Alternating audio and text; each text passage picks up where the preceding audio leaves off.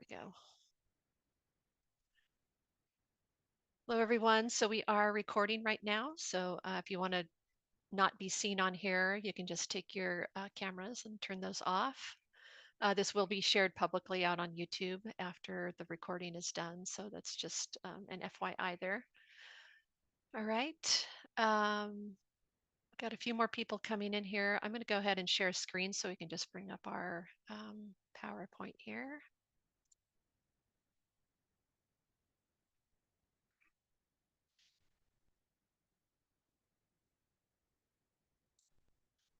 Okay.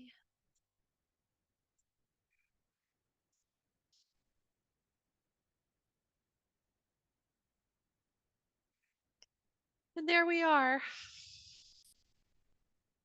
All right. Get everything moved over here.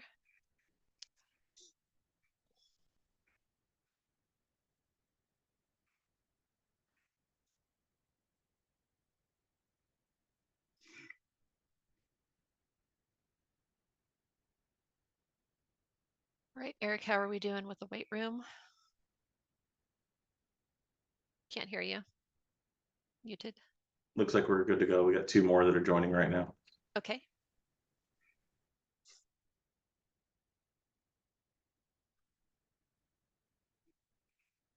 All right, so let's go ahead and kick this off here. This is the fall 2024 portfolio info sessions. And we're going to be covering the 3 areas that require portfolios. So we'll start off with the game art program. Eric and I will talk about that, and then we'll pass it off to Kathy, who's going to talk about entertainment, art, and animation. And then we'll end it with Hunter talking about the illustration requirements, and then we'll have some time at the end for some Q&A. The Q&A is going to not be an open mic. We're going to have you guys submit your questions in the chat. Eric's going to be monitoring that and reading those out loud, and then we'll be answering those at the end. So I'm going to go ahead and just kind of move on. I'm going to cover just basic requirements first, and this applies to all 3 of the concentrations. So we'll move to the next slide here. There we go. So the prerequisite courses, a lot of you guys probably already know this from talking to advisors and faculty. There are 5 classes that you guys have to take and be completed with, so you can't be in progress with them this semester. So those are Art 103, 2-dimensional design, Art 104, 3-dimensional design, Art 107A, beginning drawing, and Art 107B, beginning painting. So these 4 classes rather need a combined GPA minimum of 3.0.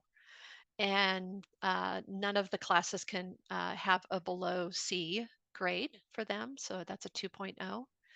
And then our 5th requirement is the Art 117 life drawing class. And this too also needs a C or a 2.0 minimum grade. So again, these cannot be in progress.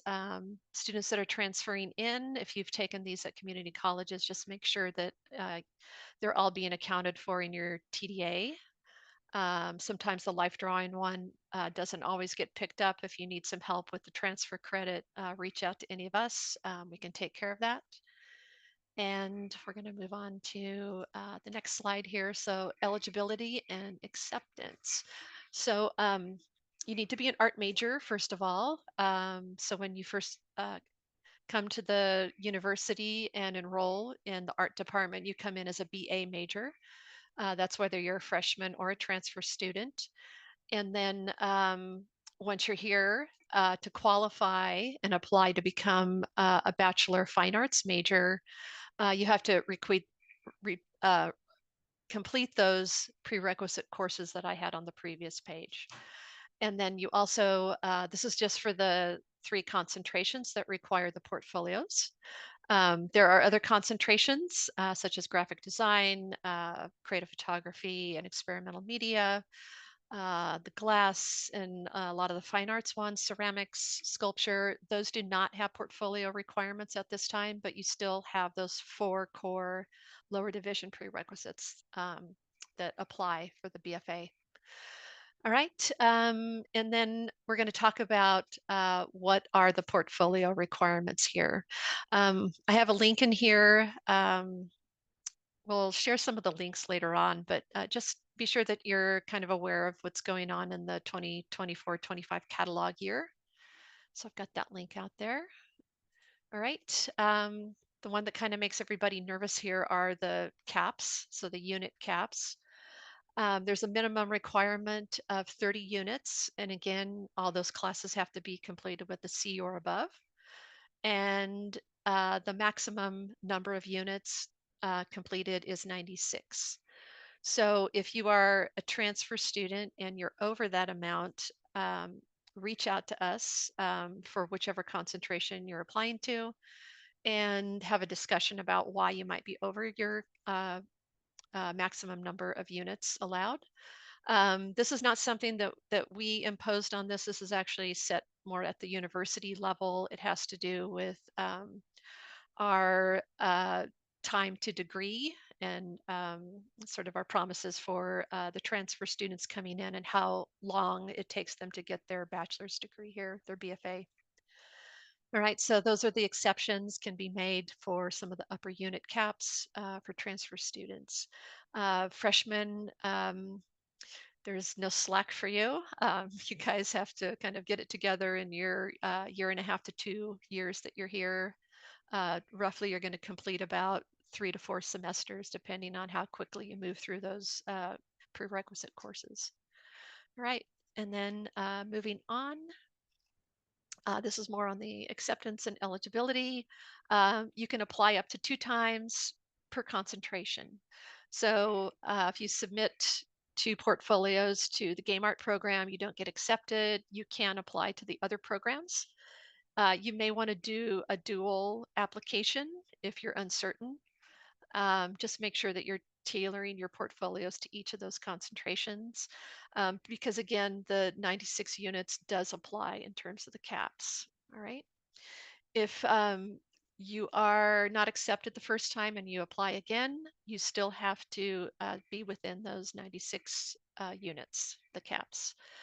And you're encouraged to just meet with faculty advisors in the area to verify that you meet the criteria and unit counts, discuss your goals and stuff to kind of help decide if you're, uncertain if it's illustration or animation. Um, the faculty can help guide you in terms of career planning.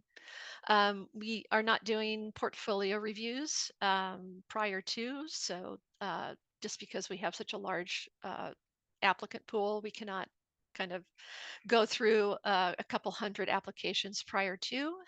So this is just keeping everything equitable. We do give feedback at the end, so if you don't get in, you can reach out to us and find out ways to improve. All right.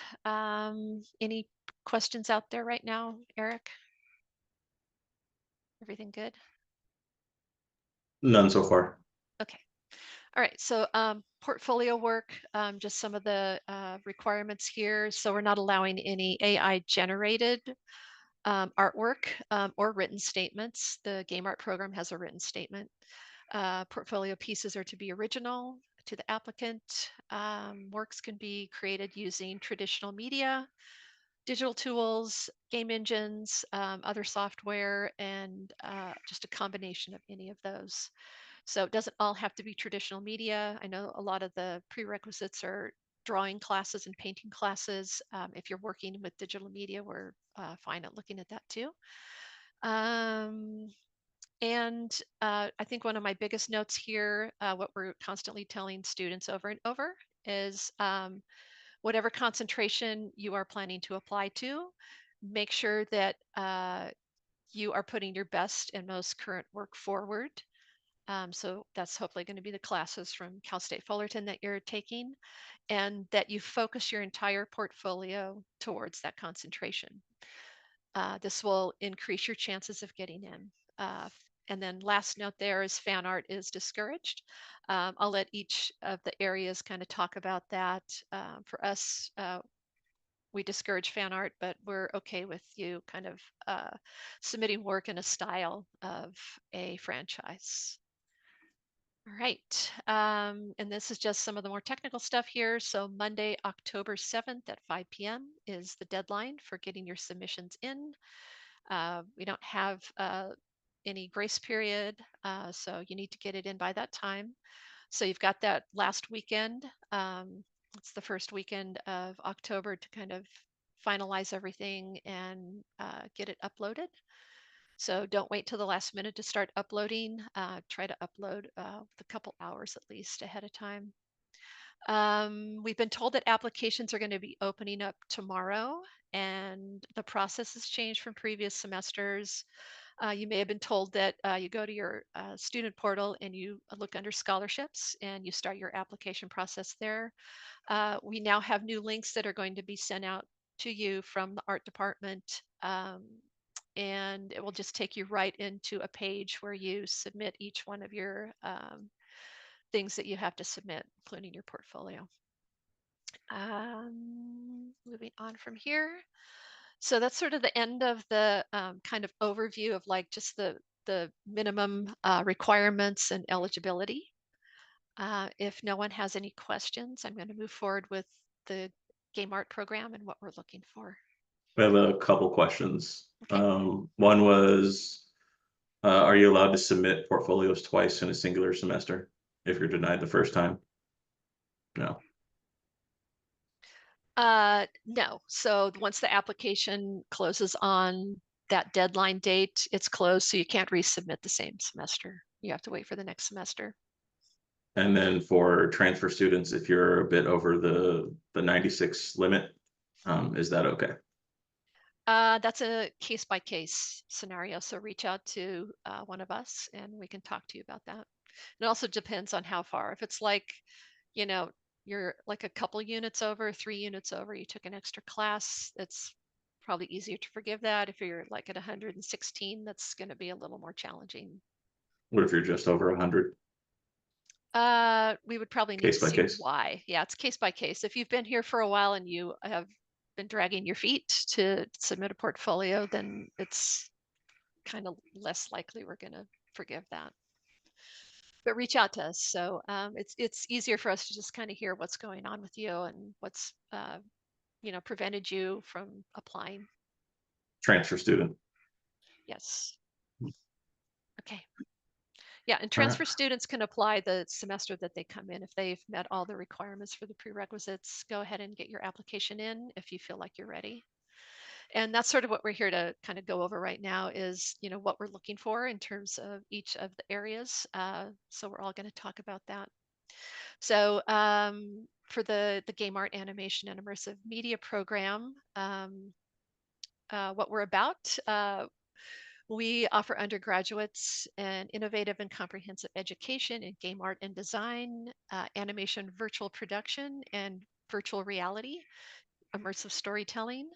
That's sort of each of our expertise. So Erik is much more into the game development, game design.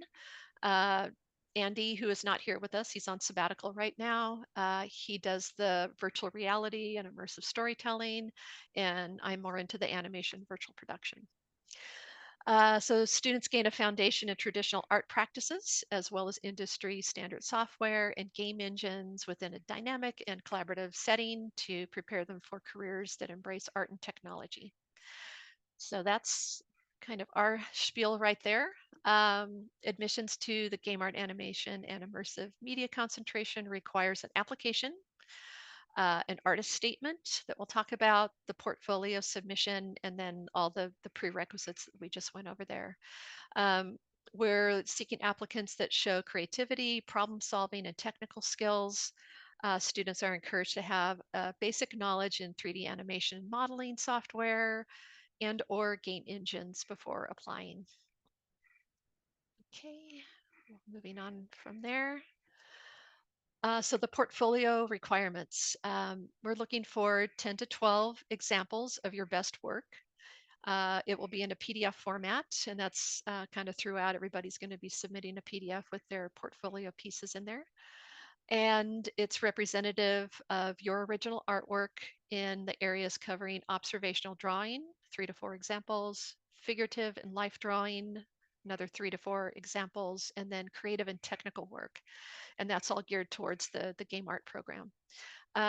We strongly encourage students to submit work that relates to the concentration, focusing on game art and design.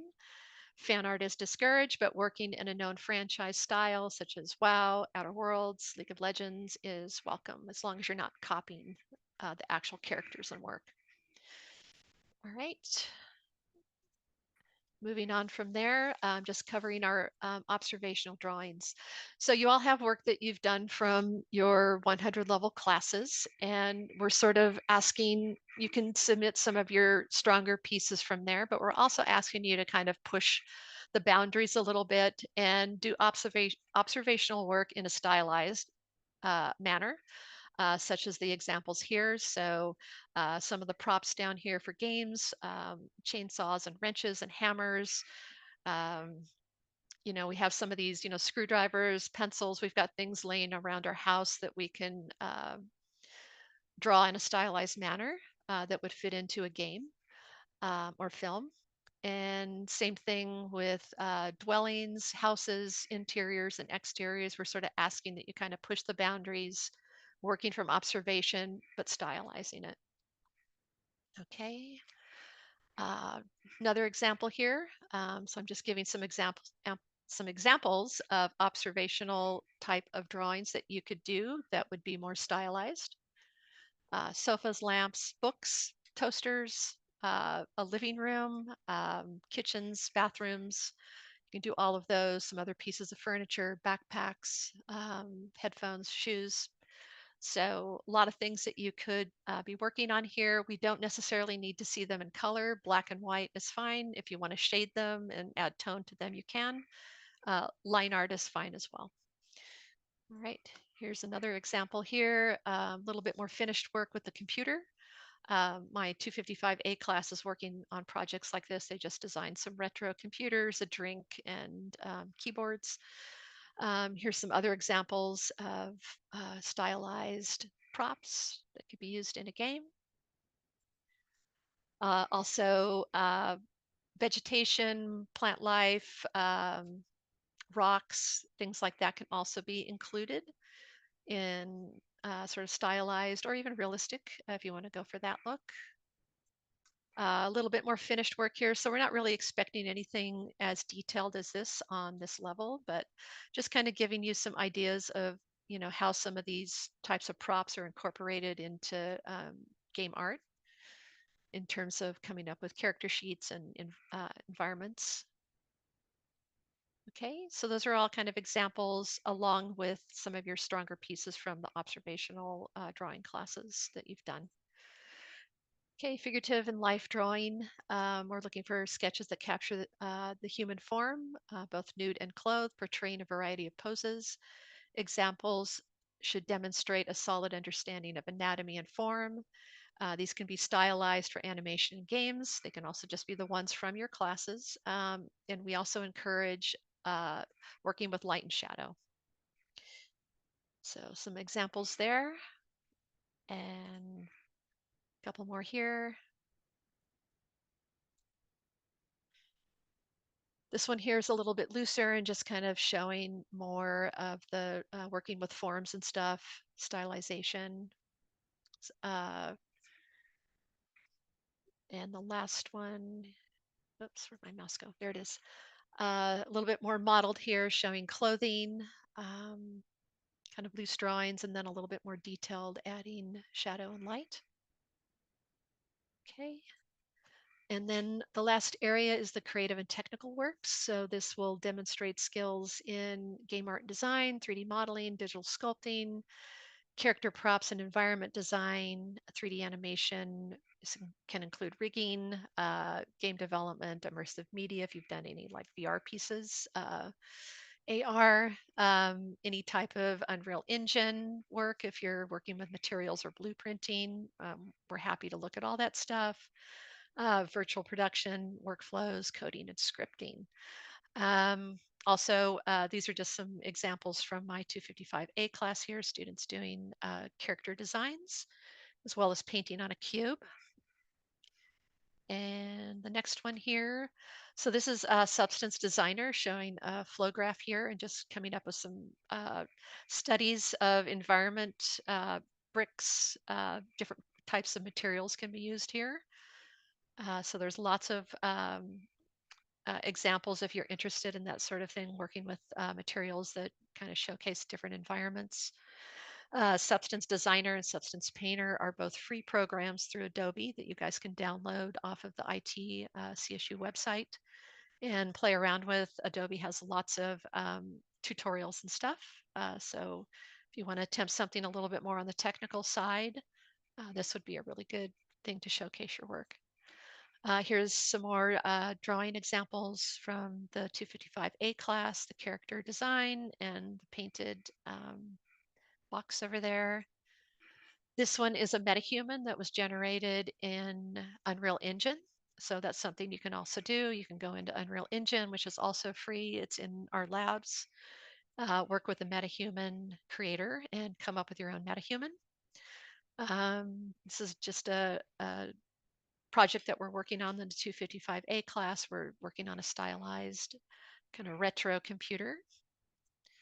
These are sculpts here. So this is ZBrush. The character that's running over there is a character we use in the 255B Intro to 3D Animation class. It's just in a pose right there.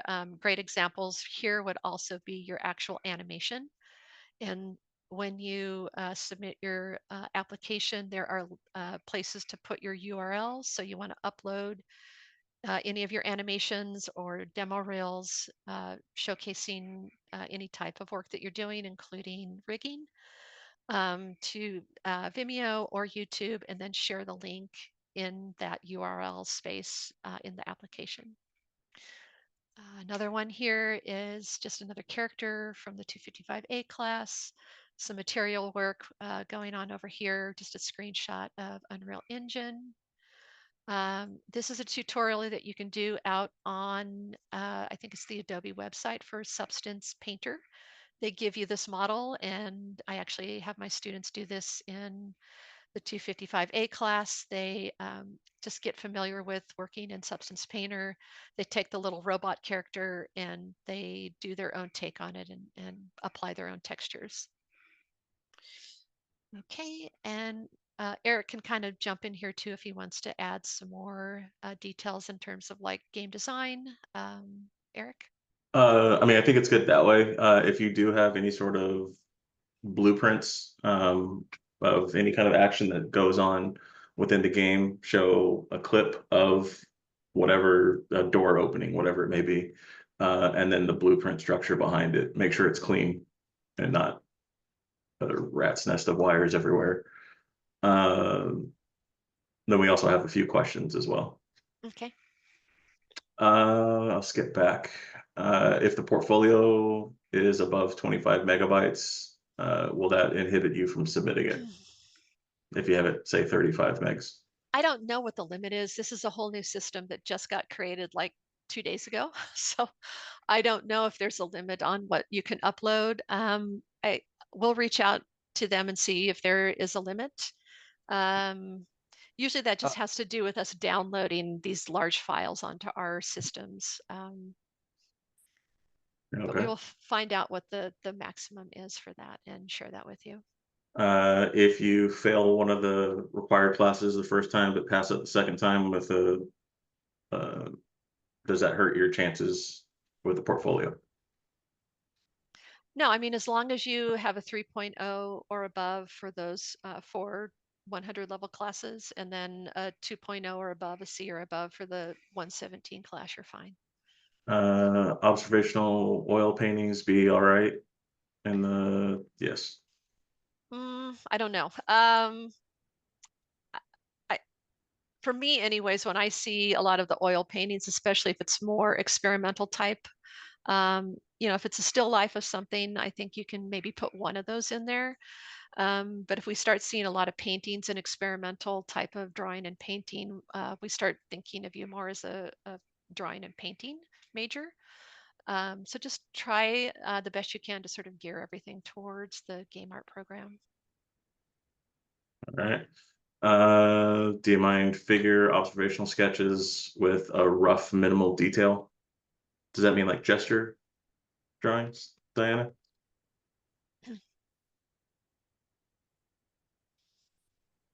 Yes. So like gesture drawings.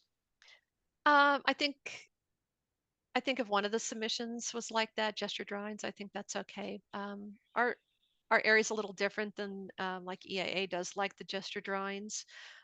We tend to want to see a little bit more of you working with anatomy because we have those sculpture classes, the character sculpting classes that rely heavily on anatomy. Mhm. Um, so we tend to want to see if you can draw that. Also working with light and shadow because that is part of the program here. We, constantly lighting our scenes and working with shadow. So Do you recommend realistic or stylized pieces for observational you can prop? do a combination. Yeah, I would just Agreed. pick like the strongest pieces, a combination of them, realistic and stylized is good. All right. For Bachelor of Studio Arts, which portfolio instructions? Let me make sure I'm understanding this question. For Bachelor of Studio Arts, which portfolio instructions listed by the Department of Visual Arts would I follow? So for Bachelor of Studio Arts, that's just a BA, so you wouldn't be doing any portfolio, right? If they've completed and they're applying, it depends on what concentration you want to go into. Okay.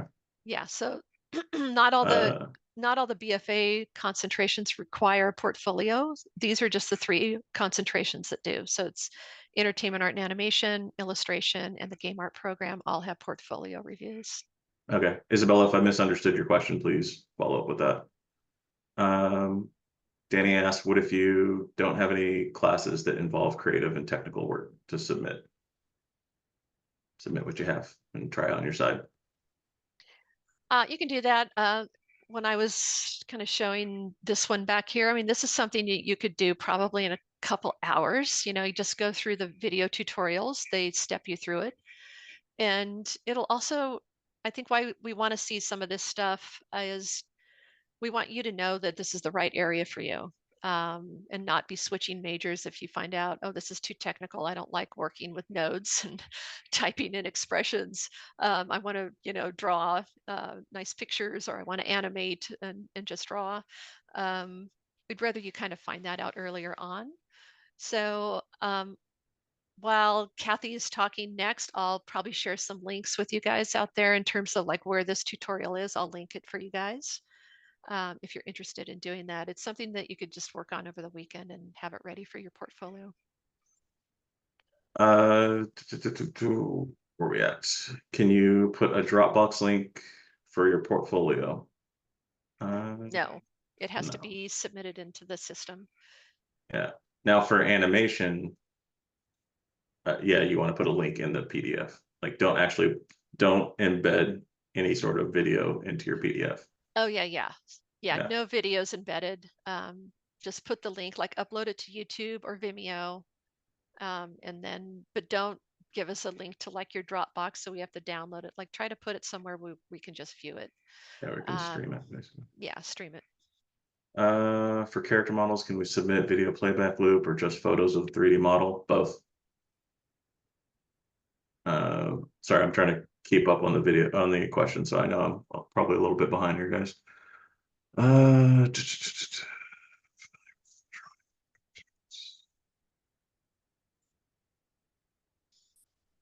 Uh, if you're a studio art major, you're familiar with drawing, but you have lack of experience in observational drawing or 3D pieces, um, submit a portfolio of mainly human faces and bodies. How will that affect your chances of getting accepted? It's hard to say Um, without seeing. yeah, it's hard to say without seeing that, but um, there's the areas back there. So let me scroll back here real quick. So we want to see 3 to 4 examples in each of those 3 areas. So that's how we're evaluating you. So 3 or 4 examples of observational drawing. Again, this is something that you can just, go out uh, on campus, even sitting around the campus and sketching there, sketching people, going to Starbucks, sketching people there, your room, you've got a lot of opportunities to just do some observational drawings, even in your own space, a kitchen, a living room, a corner of your bedroom. Any of that will work. All right.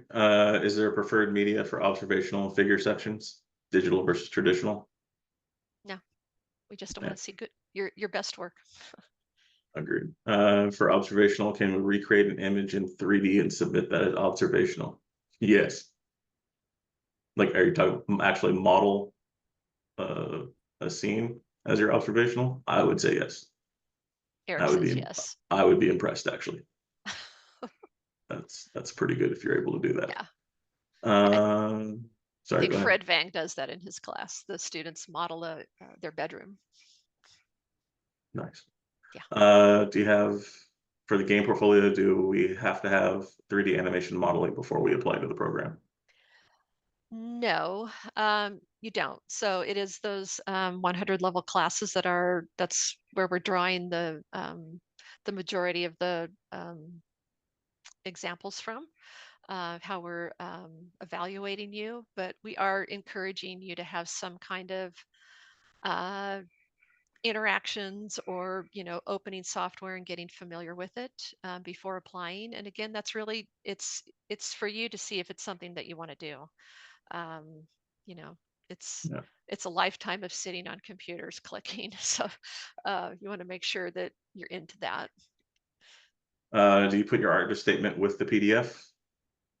The artist statement has got a separate area. I can probably bring it up here. I think I've got it somewhere. Let me.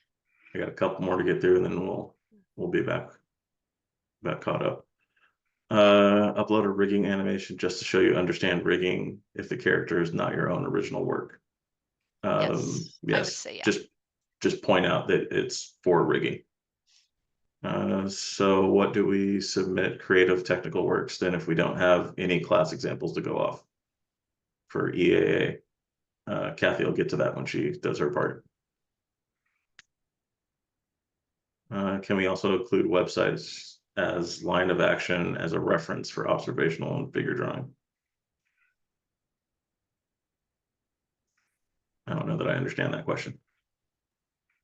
It's a website. So kind of like Croquis Cafe, there's a website called Line of Action. For EAA, that would be appropriate. Okay. Okay. So this Um, this is what the form looks like. Hopefully everybody can see this over here. We just got these like a couple hours ago, so we're just getting familiar with them. This replaces that application that used to be done through the portal.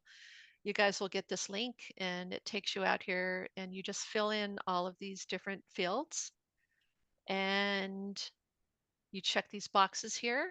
Those are for all the classes.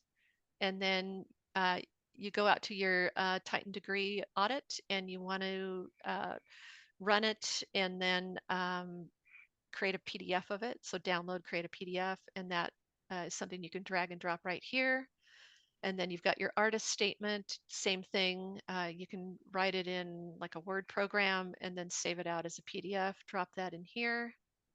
And then your portfolio goes in here, which is also a PDF. And I don't see anything in terms of like limits in terms of the size. So we'll find out about that. And then these last four boxes right here are for URLs. So if you've got um, uh, a demo reel out on YouTube or some clips of animation on Vimeo, you can share the links right there. And then you just hit submit, it goes in. So it's definitely streamlined over what it used to be. yeah. Yeah. Observational work, but we need to show the photo that it's based upon. I Um, wouldn't say you need to, but it would be nice, I guess. yeah, I mean, if you're working from photos, I think observational drawing, I think they're wanting you to kind of work off of, you know, live things. So, out in the space drawing as opposed to looking at a photograph. So I would encourage that more. But if you are submitting maybe one example off of reference material, then yeah, you can include the reference material, just, kind of small off to the side. Okay. Then two more, and then we're caught up, and then y'all can take it away.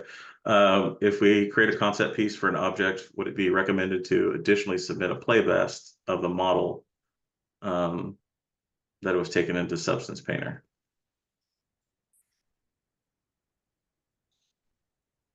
I don't understand that question. I don't quite understand. I think if it looks something like this, where you just, so this is the interface for Substance Painter. You can see the box on one side, and then you can see the UV layout, which is the flat art on the other side. And just a screenshot like this, I think is fine if you submit the whole thing like that. If you want to do renders too, it's pretty easy to just click a button and render out of here. You could submit that as well. Okay.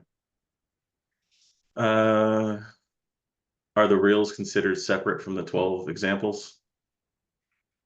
Yeah. And then how many seconds should the videos be? I mean, for animation clips, they could be 12 or 15 seconds. I think it just sort of varies, but they tend to be pretty short clips, 15 seconds long or something. Okay. Yeah. And you submit your current major for your TDA, not a what if TDA, correct? That I don't know. I would say current. Yeah, the BA. Cool. We're all good. Okay. Thank you, everyone. Hopefully I got everybody. All right. Well, I'm going to stop sharing here and hand it over to Kathy. Hi there. Thank you all for coming. This is really exciting. We've got a lot of great changes going on, and the programs I see just getting better and better. And just to give a quick little introduction of what we're doing in EAA, within the past couple of years, we've been focusing a lot on getting films made and seen by wide audiences. So some of the EAA students are getting their films into festivals outside of Cal State Fullerton, and it's just a real exciting time.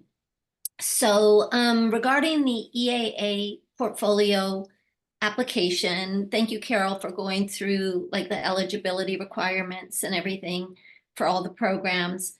But we're looking for EAA, we are looking very specific for animation, which involves movement and understanding the mechanics of the human figure. I did bring a few, I have a few examples that I'm going to share with you, but one of the main things we want to see is that you're understanding construction drawing.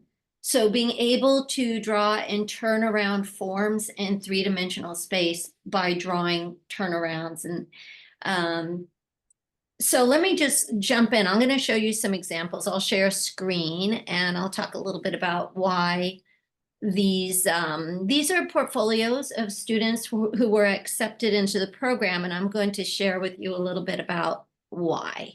So does it, oops, wrong stop share, sorry, wrong one.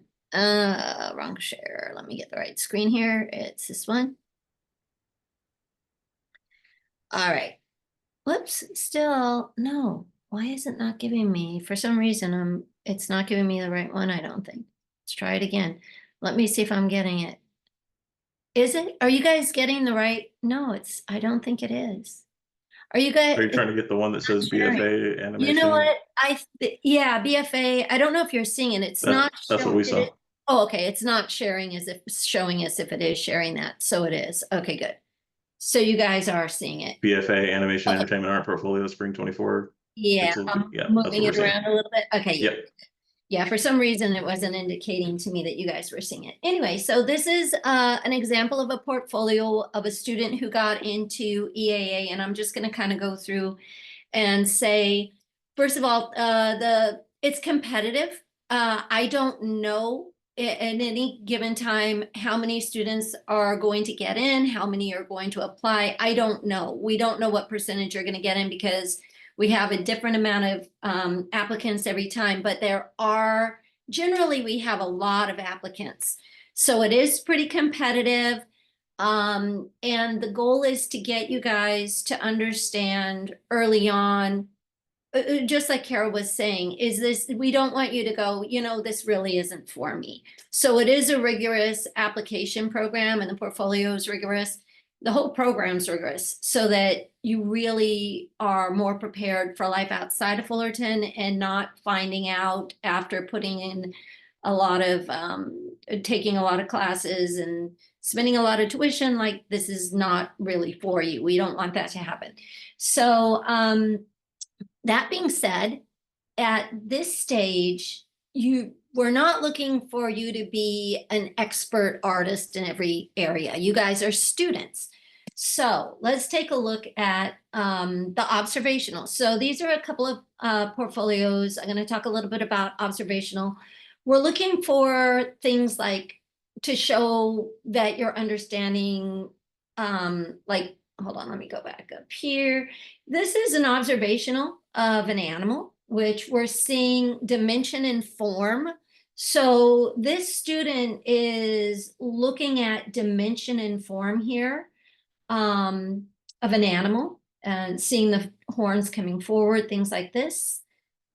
This is like still life. So we're not focusing as much on rendering, but I'm just showing you that this is a student who was accepted, and a lot of the reason was really the working toward understanding structure in drawing and gesture. So gesture and structure, these are quick sketches. These I can see were probably done in about 2 to 5 minutes, probably 2 minutes. And the student is really trying to understand weight and balance. We can see like in this figure here, I don't know if you guys can see my cursor. Can you guys see my cursor when I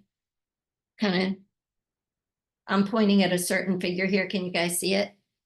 Yeah, we see it. Yeah, so like this figure, we're really seeing the weight being balanced on the 2 legs, and there's structure, there's gesture. Here we see dimension of like foreshortening. So this is a student who is working toward understanding structure, gesture, weight, balance.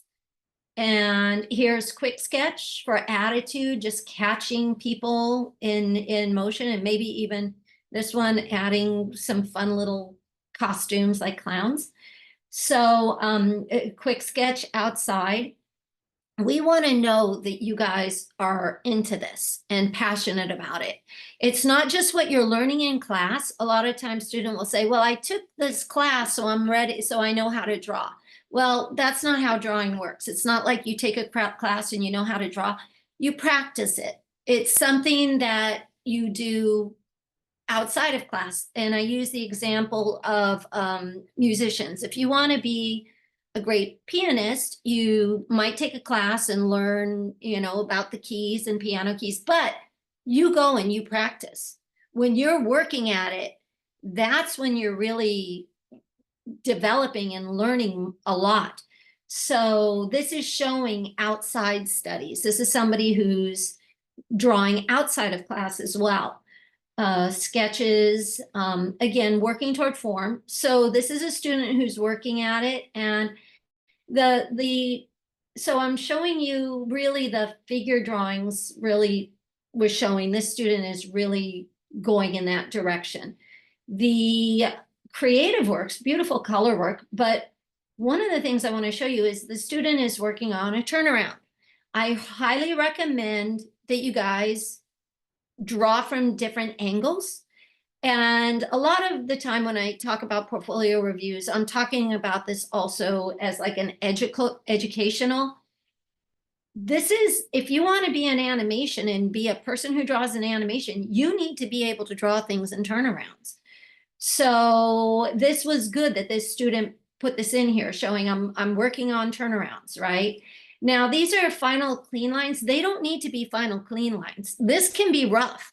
The turnarounds, they can be rough. If you're just really studying and trying to understand the forms underneath, you don't have to do final clean lines or color. But this is nice. This is creative expression showing ideas, kind of story ideas, characters. A lot of fun work in here. Let's take a look at the next example. Okay, so this is another student who was admitted. Can you guys see this one as well?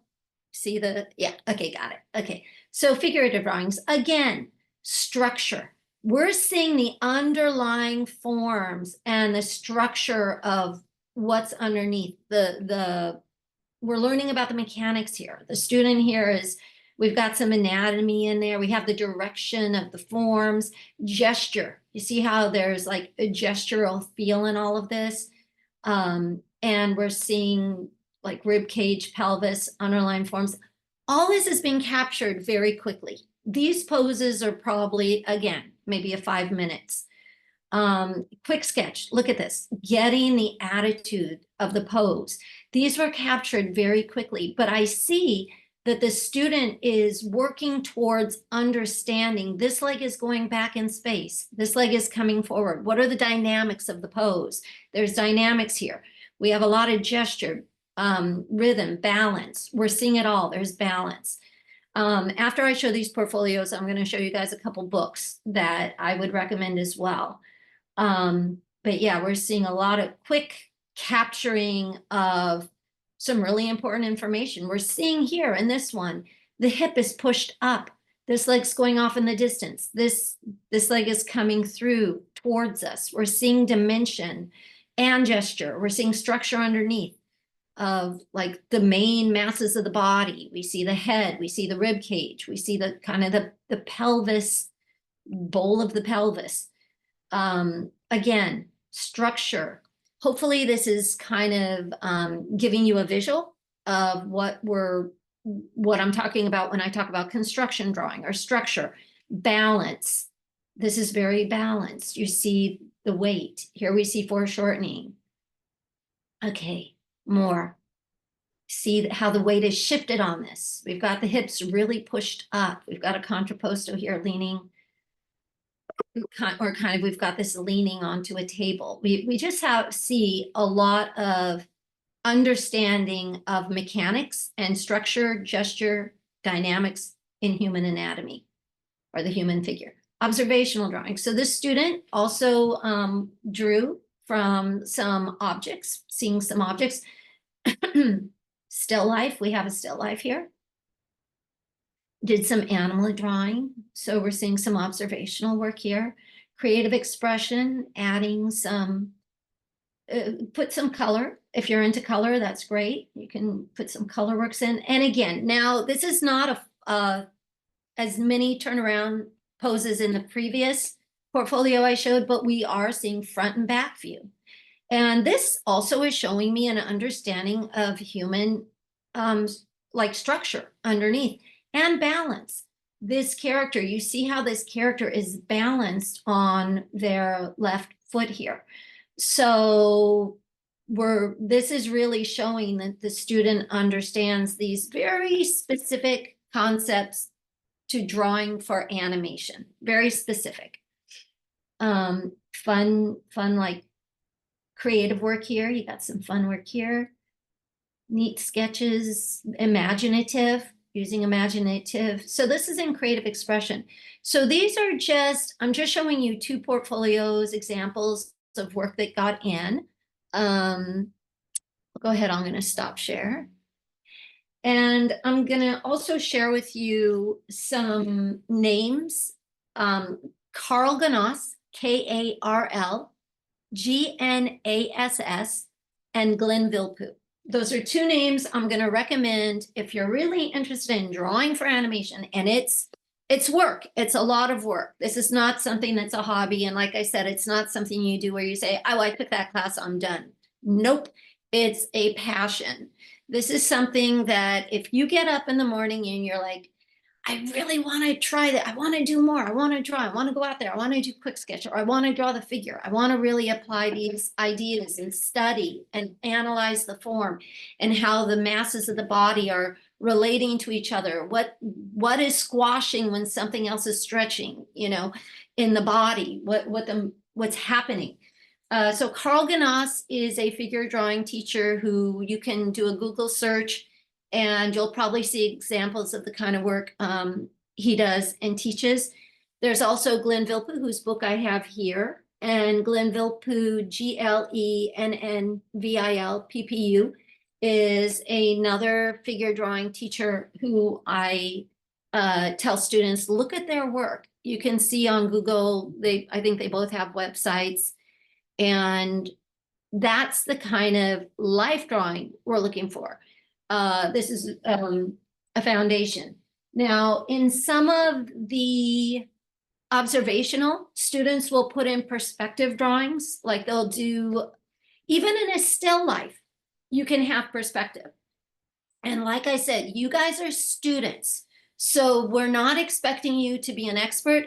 But again, this is a competitive field, and there's a lot of people who are going to apply. So do aim high, try to put in your best work. I don't know how many people are going to apply. So that's a question that I get.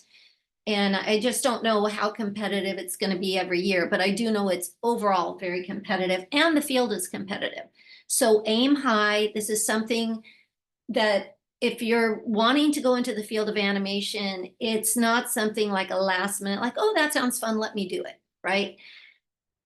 It's much more a commitment and a passion. Like, I really love drawing. I love to do this stuff. I love to study. I want to study the form. Or perspective. I recommend students also study perspective. This is a good book. It's just a little Walter Foster book on, basic perspective drawing. So like I was saying, an observational, even if you're doing a still life, that's fine. We'd like to see a still life, but what we want to see is accuracy in the perspective. A lot of times people will turn in a still life and it might be rendered beautifully, like you might have beautiful colors and beautiful shading, but the ellipses are wrong. So you have a cup and the horizon line, you might have, where's the horizon line if you're doing a still life? You might, is it a tabletop? We'll see the tabletop, and then the vase, or if there's a cup or a bottle on top of that tabletop, you're not going to see as much of the inside the cup, the top of the cup, as you're going to see of that table, depending on where the horizon line is. So we're looking for accuracy. That's another word I use a lot, is we're looking for accuracy.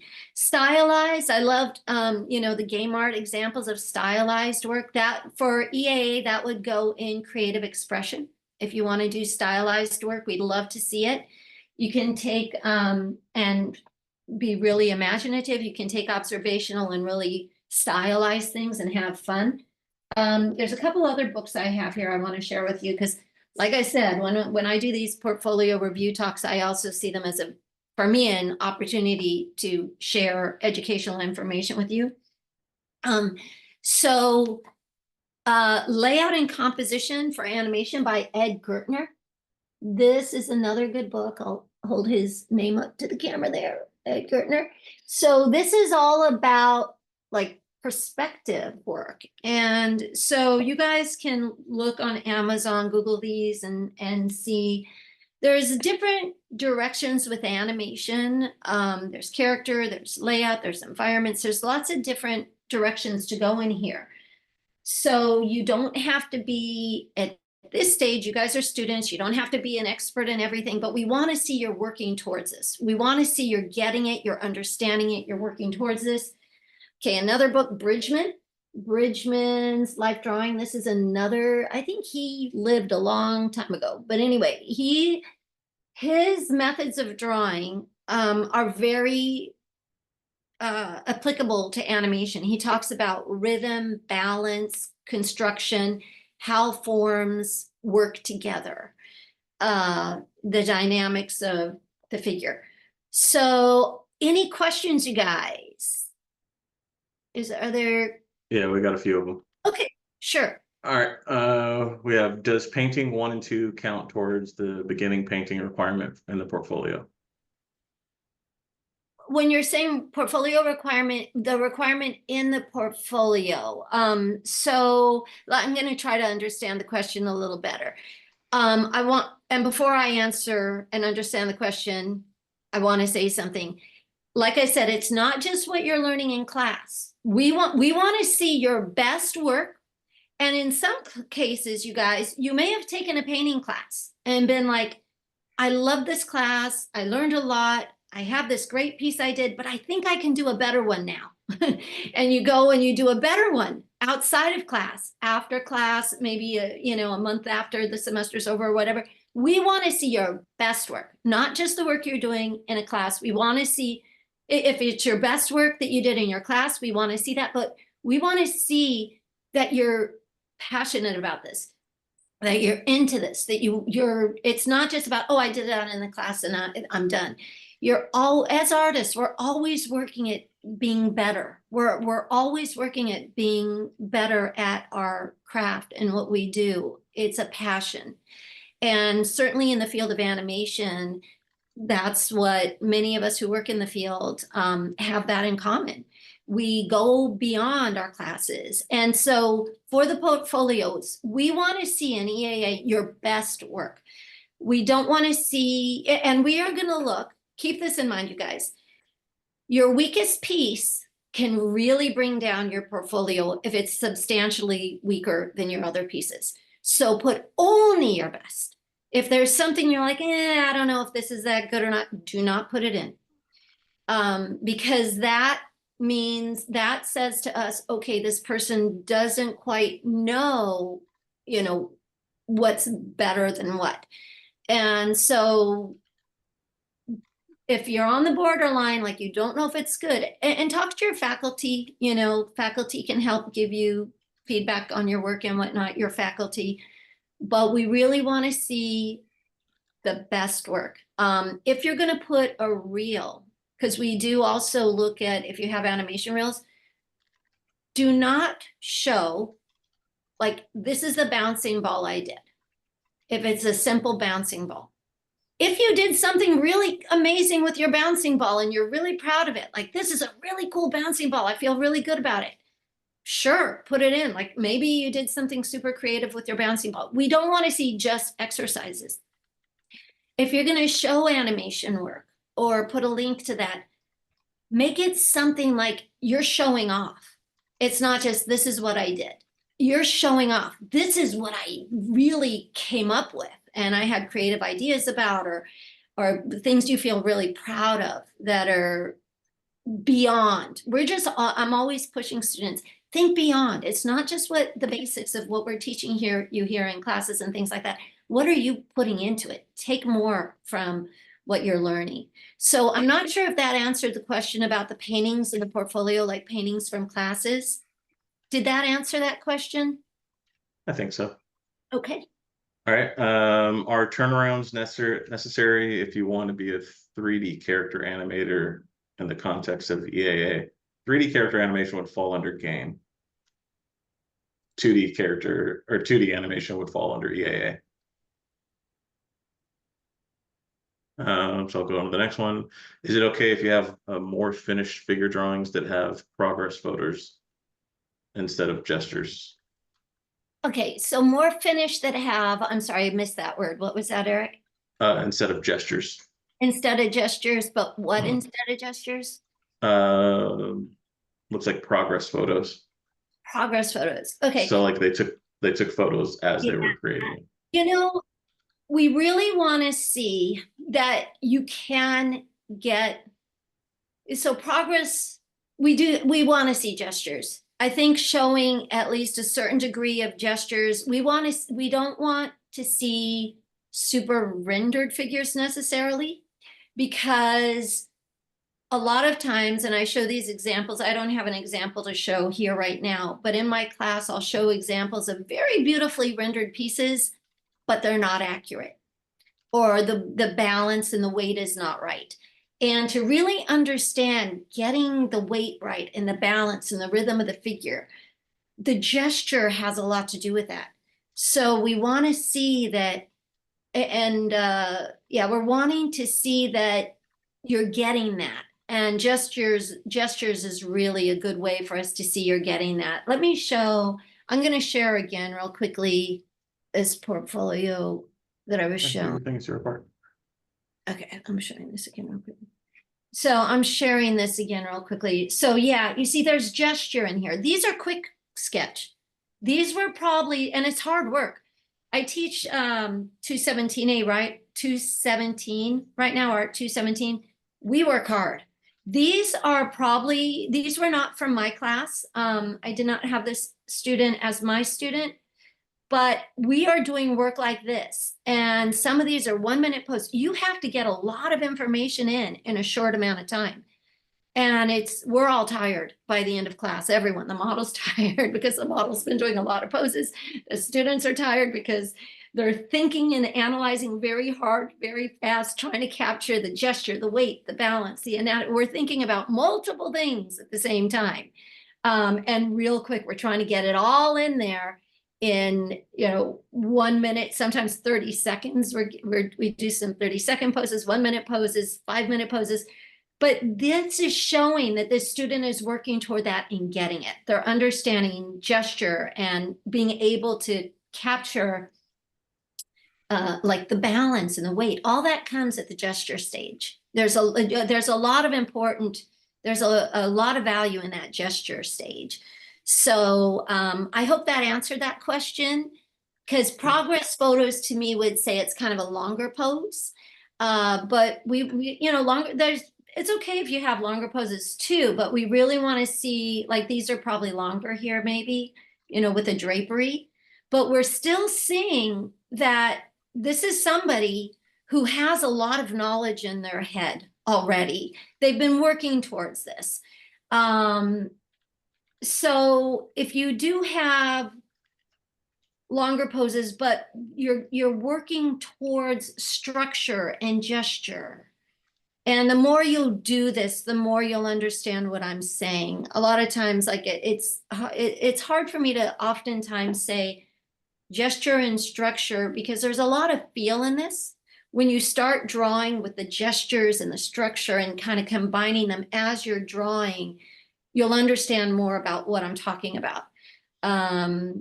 So yeah, gesture is pretty important to what we do here. So I think progress photos, now if the progress photos were gestural photos, like you're doing gesture and then adding on and drawing over or building on like the gesture, then the progress photos might be gestures. But yeah, we do want to see that you're getting all of that. Okay. Is there anyone we can talk to review about EAA portfolio specifically? I'll go ahead and answer that. So any of the portfolios for any of the concentrations, the student groups typically have portfolio reviews around this time. So we can't do one-on-one portfolio reviews. That's for equity reasons. There's too many of you and too few of us. And then, Erik, I think teachers, like there's faculty critique your work. Your faculty critique your work. So faculty can be a very good resource for you guys also. But yes, the other students too, there's clubs, the student clubs, they share information. But yeah, we cannot review, but your faculty, if you talk to your faculty, you guys are students, you're learning. And we have some outstanding faculty here who can also help you. Yeah, and the link trees to the student groups are in the chat. Do observational drawings have to be rendered, or can they be sketched with perspective lines? Also for EAA, if we have still life paintings, would that be okay? Or is it the same condition as game? Still lifes are okay, but they should be accurate.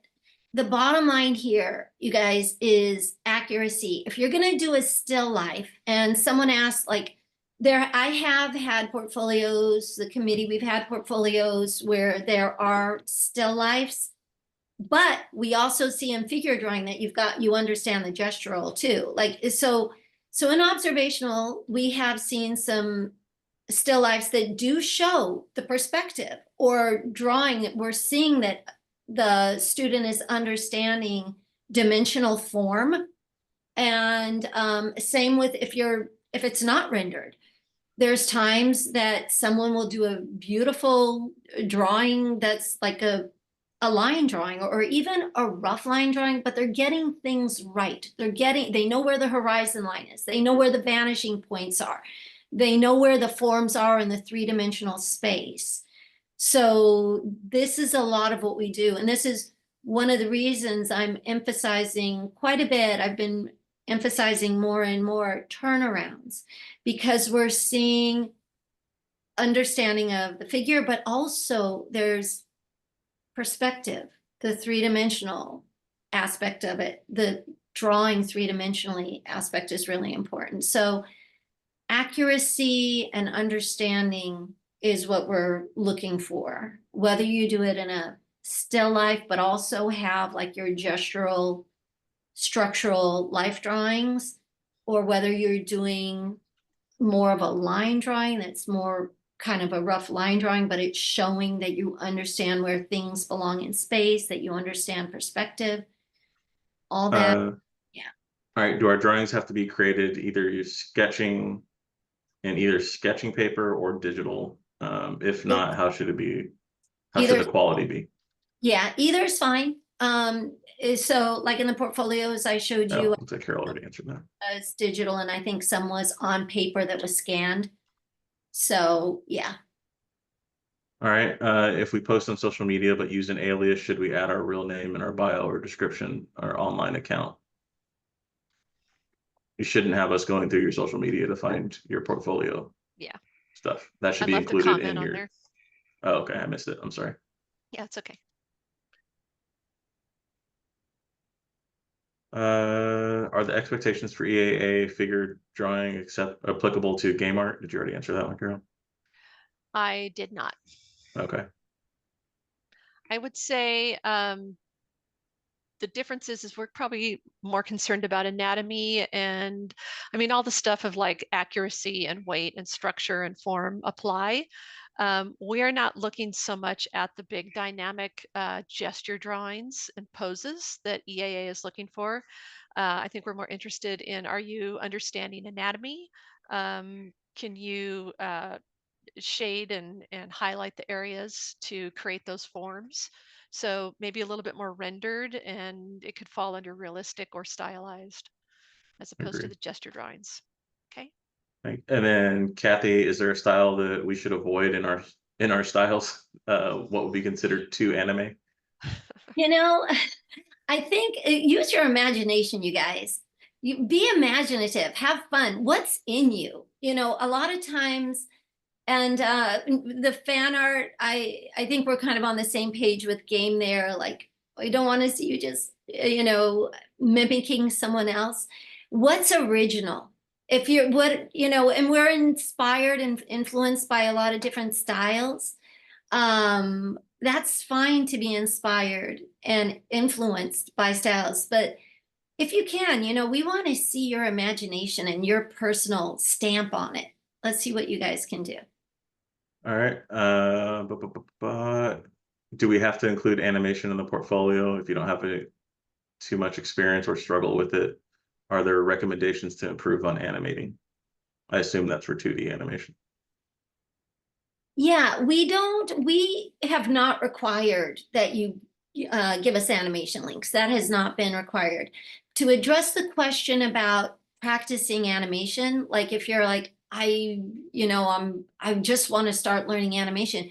We have 253A, Art 253A as a class, which is an intro to animation class. You learn the basic principles. But there are some good books. There's some good YouTube videos. A lot of people are very generous. And if you're going to look at YouTube videos, like a lot of people are sharing their information. Look at who is sharing that information.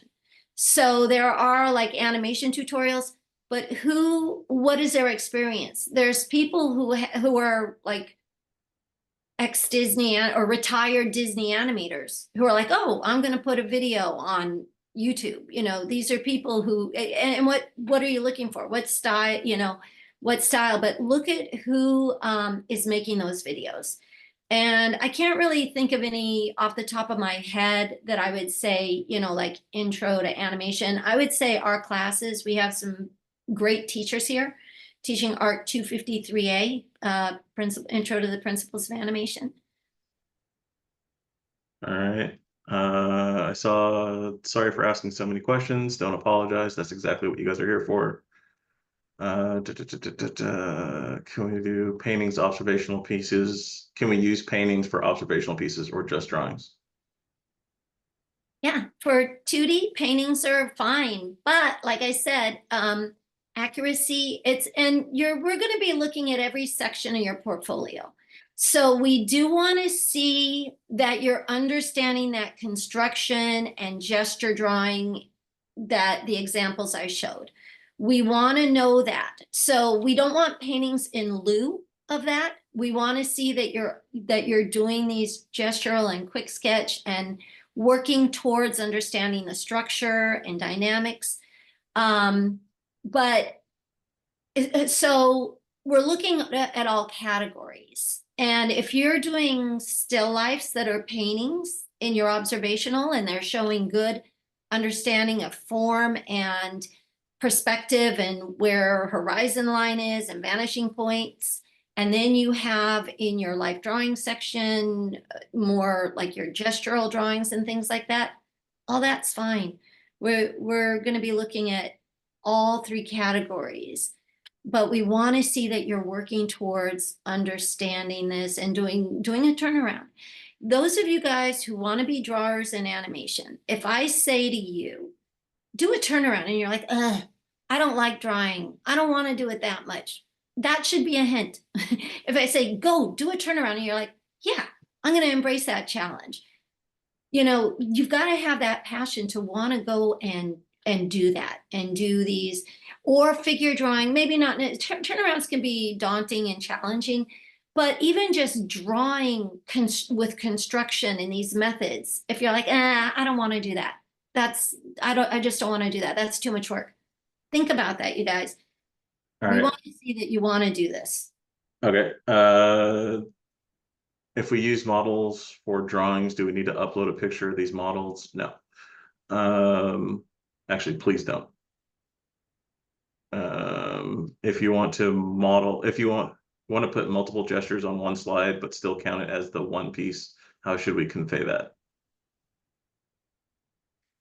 Okay, so is that one for me? Is that Yeah, for? these are all for Yeah, you. I think you Okay. showed an example already of your gesture drawing, didn't Yeah, you? let me go ahead. I'll share that again.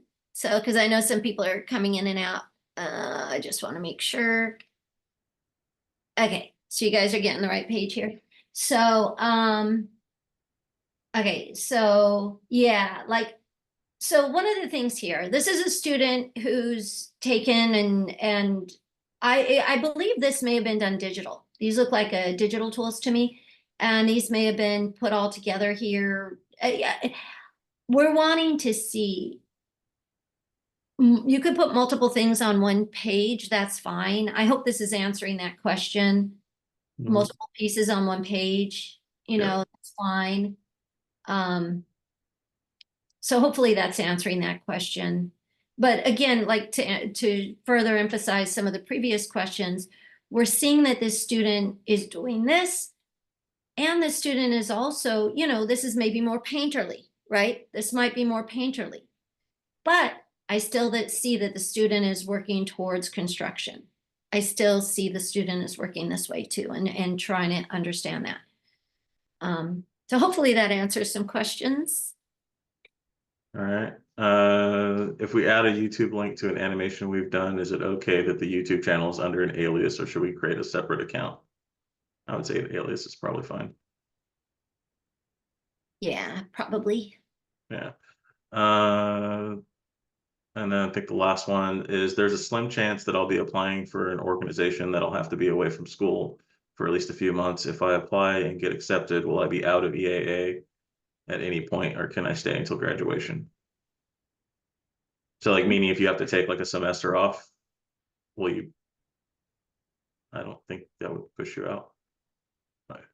Yeah, that's a good question. And I don't know if we have fully determined yet. Like if you applied, for example, someone might apply one semester and then want to delay entry. I don't know. Has that come up, Carol? Are you Yeah, familiar? I think it's one semester. I think if it goes over a year, then you have to reapply. And I think Okay. that's with the university. I think you have to resubmit an application to the university. Yeah. Yeah. But our program is rigorous, you guys. So if you know that one semester you're like, I've got this other thing I'm going to be doing and I'm not going to be able to put the work in, or I'd rather take the classes later. Be prepared. Be prepared. If you get in, it's going to be rigorous. All right, let me try to get through these last two in like 2 more minutes so that we can give Hunter his time. Uh, for EAA, would some drawings from line of action webs? I think you already answered that earlier. Yeah. Is it okay if some gestures have clothing? Yeah, sure. Okay.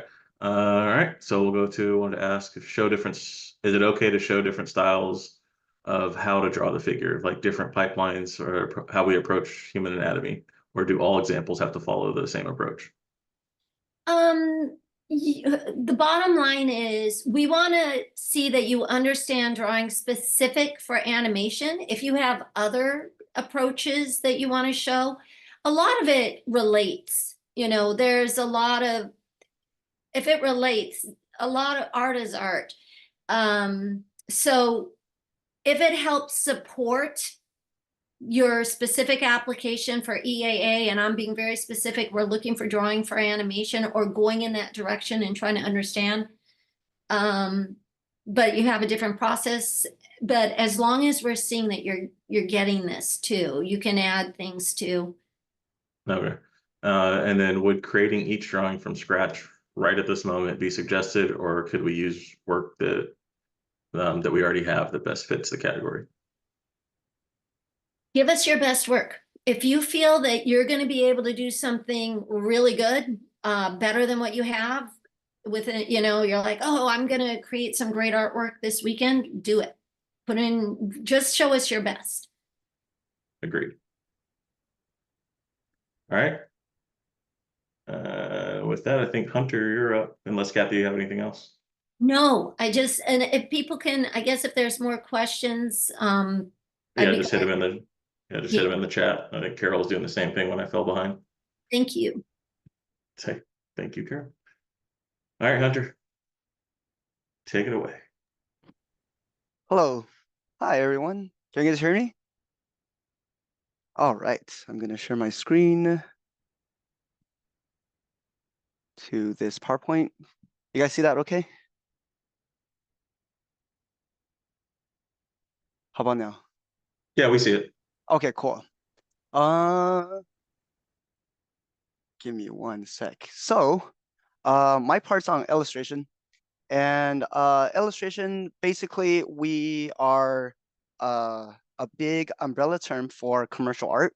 So any art that's used commercially that doesn't fall under a specific genre that's already been covered, like game art, 3D animation, kind of falls into illustration.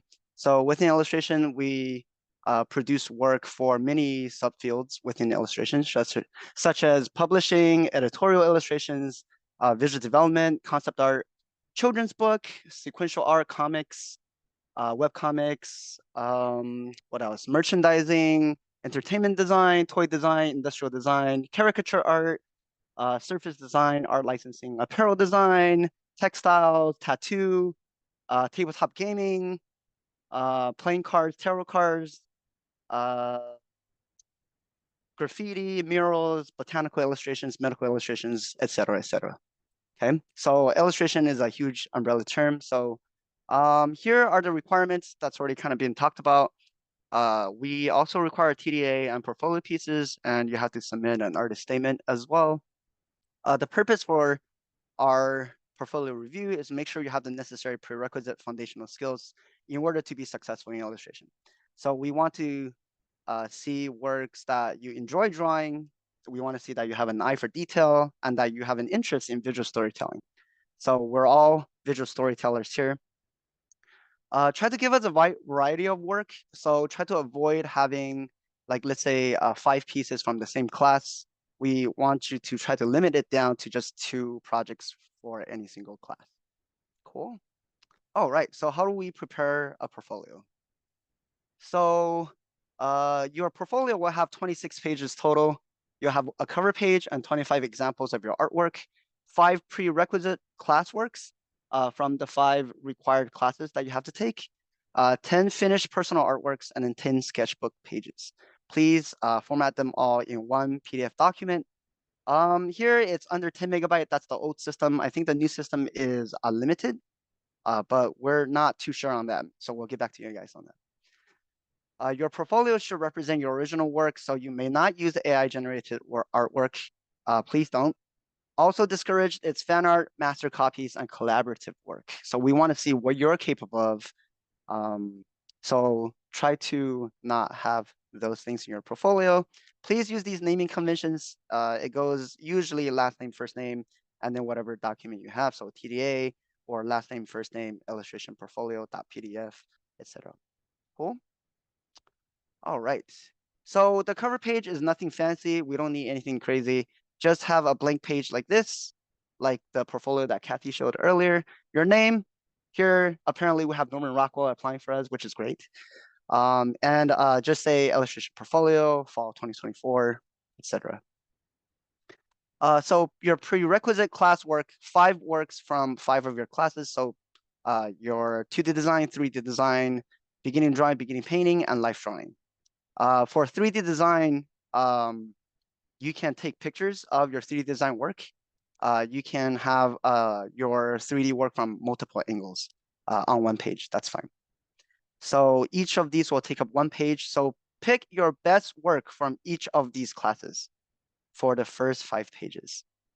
The preferred classwork from these classes are ones that can demonstrate your understanding of composition, which means you can show me that you know how to use focus. So you have a focal point, you have a good hierarchy of information, you have understanding of grouping and placement and visual weight. You can also show your understanding of structure, which means volume, proportions, perspective, anatomy, and then your understanding of light, which means value, color, light and shadow logic. If you can have some bounce light in there, that's great, some atmosphere or color language. And try to pick works that can demonstrate your technical skills in drawing and a little bit of painting. So if you're really good at drawing, that's really what we're looking for. You may later get into painting if you want, but drawing skills is the most necessary foundation for any major, right? In game art, they value drawing. In animation, they value drawing. And in illustration, we also value drawing. Cool. Okay, so this page of finished artwork, this is for the next 10 pieces in your portfolio. So select 10 examples of all your other finished artworks. These should be the best works you've ever done so far, either in class or your personal work, like Kathy said earlier. Please give preference to those that demonstrate your abilities in composition, structure, light, anatomy, imagination, observational art, and maybe a little bit of graphic design, meaning that you can show us that you know how to lay stuff out on a page, you have good spacing, essentially just good compositional skills. And at the end, some optional, maybe calligraphy or typography, if that's what you're into. Any medium that can be found broadly in illustration is acceptable. If you decide to include any 3-dimensional art, it should be applicable to illustration. So for example, if you make clay figures and you take pictures of them in the purpose of illustration, or if you make paper cutouts to make illustration, that's your illustration approach, and that will be okay. Otherwise, please try to stick to 2-dimensional work. Cool, sounds good. All right. So here is an example of what you may have in your portfolio.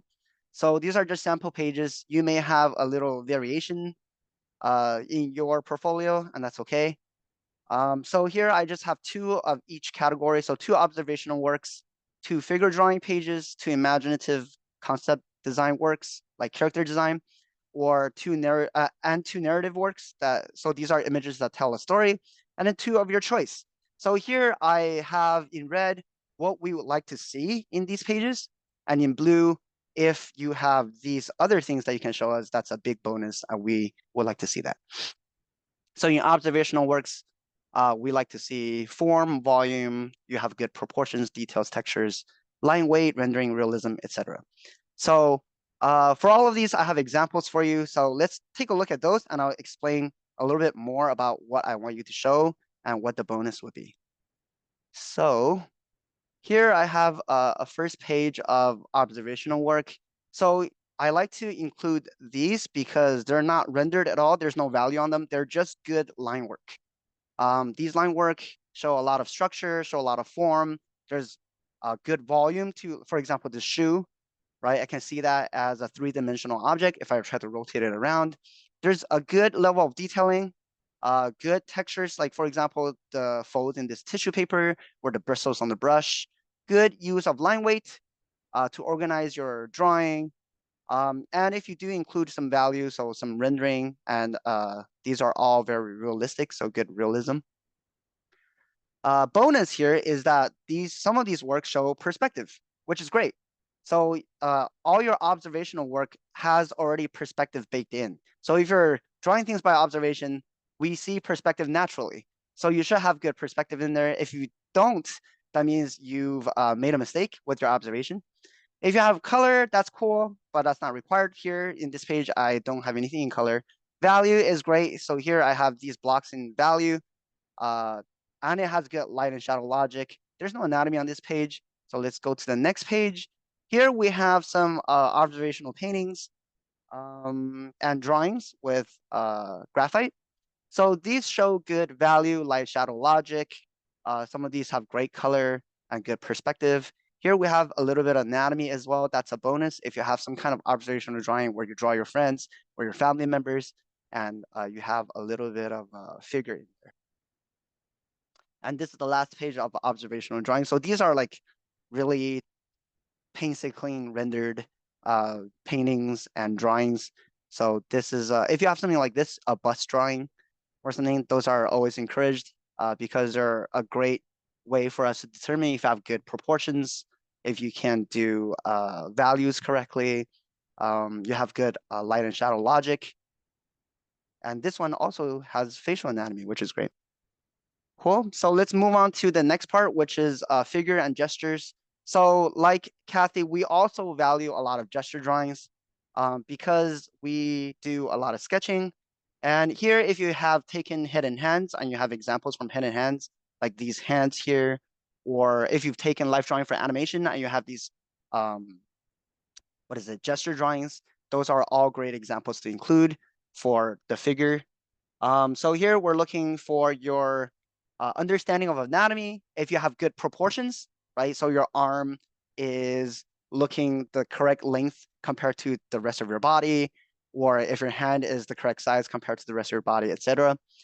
Good gestures that show good acting and motion, and your sketching and observational abilities. So illustrators, we're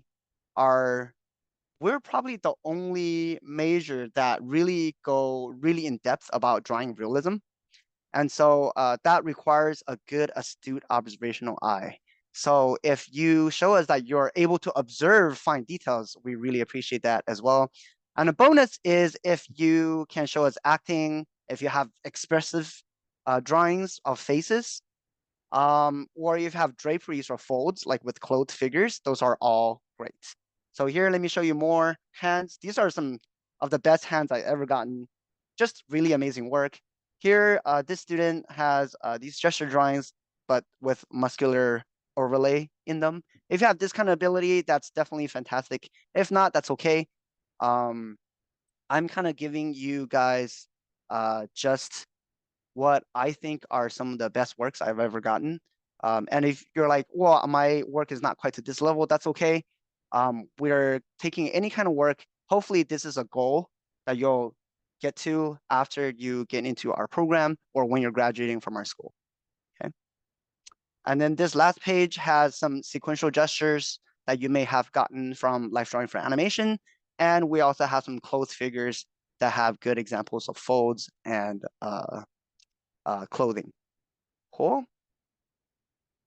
All right, so let's move on to imaginative work or concept work. So here we have a lot of students that are interested in concept art and visual development. So if you have this kind of stuff, like if you have prop design, and this is something that's really fun and easy to do, you just look for objects around the house and you kind of imagine it as something else, like a vehicle or a spaceship of some kind, right? And if you can do stuff like that, then cool. That's great work. If you can do it in perspective, that's even better.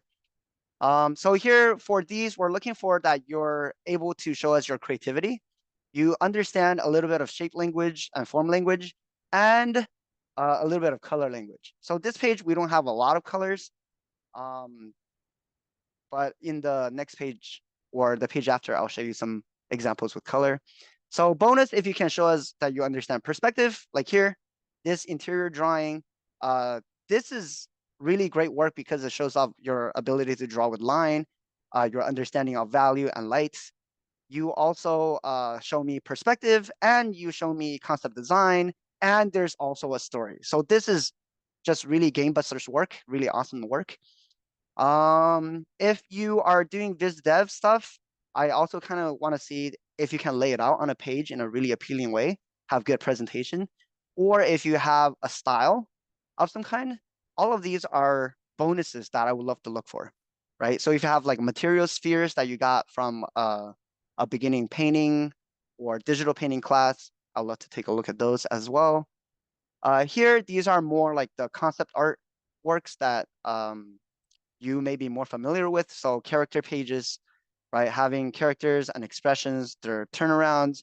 So animation turnarounds are really important. And it's also valued in illustration as well. It's slightly different in illustration. We don't ask for a full 5-figure turnaround. So if you have something like front and back, that will be fine for visual development for illustration. If you have environment thumbnails and sketches or paintings, all of those are encouraged. Character design, enemy design, creature design, all of that, costume design, all of those are great to see. And in here, I have yet one more page of environments, variations for vehicles, characters. If you like to draw characters and you like to create characters, that's great. We would love to have you. If you like to draw things kind of like this in Illustrator, that's also awesome. We'd love to have you as well. Cool. And then let's go to narrative. So narrative is really important for illustration.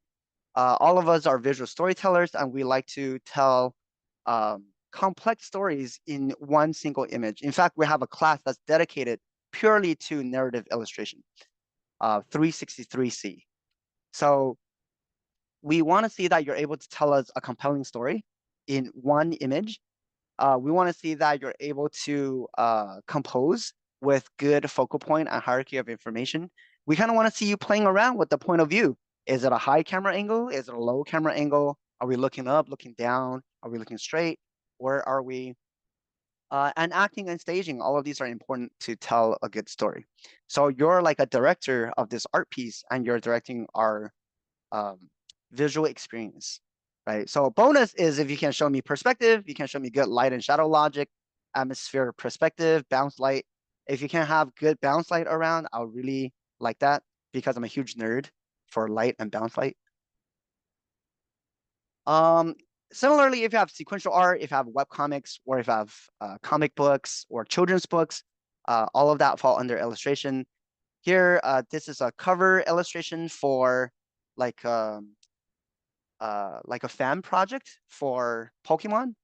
And this is done really well. So you can have fan art, although it's discouraged if it's done in a way that the IP has never seen before and is used in a way that the IP has never used before, that's fine. So Pokemon is originally a game, but here they're kind of imagine it as a visual novel, right? Like a comic book of some kind. So, and that's okay. That's pretty tasteful. Editorial illustrations, of course, always great to see, even if it's just this drunken cat. This cat, in its gesture and expression, tells a lot of story just in that one single image. Cool. All right. And on the last page of examples for me here, I have some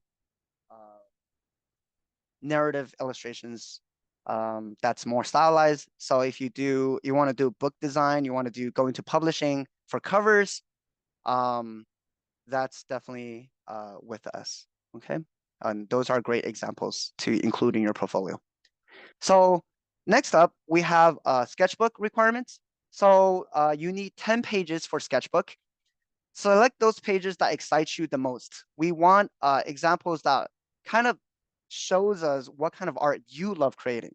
So in illustration, we're all about helping you develop your own unique style so that later you will be able to attract clients that appreciate that unique style that you're able to offer, your unique artistic voice. So show your interest show your style, and show your creativity with some of your best sketches. Digital sketches done on iPads or computers, they're fine, they count, and we will review them. For sketches, we're looking for spontaneous sketching skills and the ability to visual problem solve. So we're not looking for you to have finished looking art and say, oh, this is my sketch, look how impressive my skills are. That's not why we look for sketchbooks. There's 3 reasons for us to keep a sketchbook. One is to help us study the life around us. So life is really complex, and we have to draw something once in order to lock it into our visual bank. So for example, if I asked you to draw a realistic helicopter right now, how many of us are going to draw that, oval shape with the tail, a propeller on top, and then skis on the bottom, right? So that's a cartoon of a helicopter. And I'm really looking to see in your sketches that you're studying the complexity of life. Something that's really boring, like a mouse, if you study it well and you make it kind of fun for yourself, is going to be a really game buster sketch. The second reason why we keep a sketchbook is to help us solve visual problems. It's kind of like if you're taking a math test and you have scratch paper to kind of like solve things for yourself. That's the reason why we keep a sketchbook. So I want to see that you're exploring lots of ideas really quickly without wasting too much time. And the last reason, it's for fun.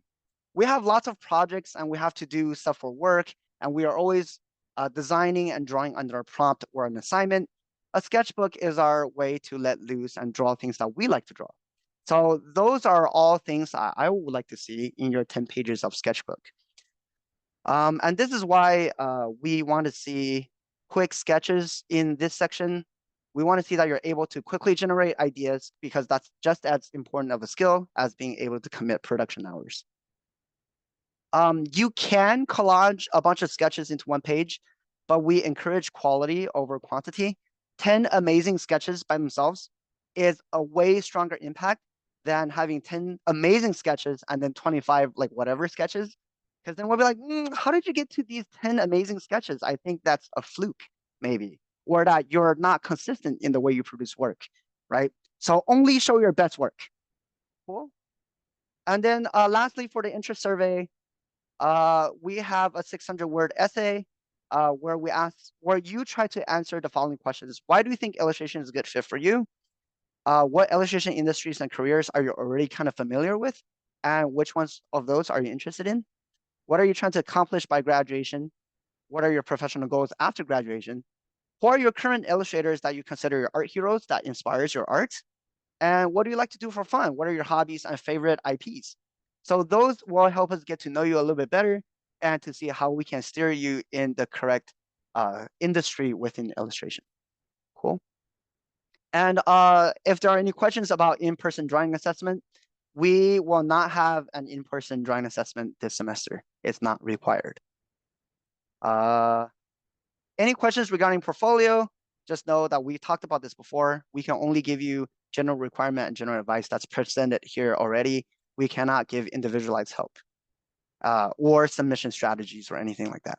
But you're welcome to reach out to your other illustration teachers to get critique on art, right? Not on portfolio for the purpose of submitting to our portfolio review. Just, hey, how do I improve this piece? How do I make this piece better? We're always happy to help you in that respect.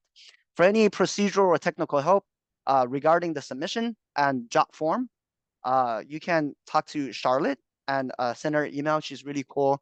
She'll respond really quickly, hopefully. So I just want to show you for our job form. We're done with this. Where is our job form?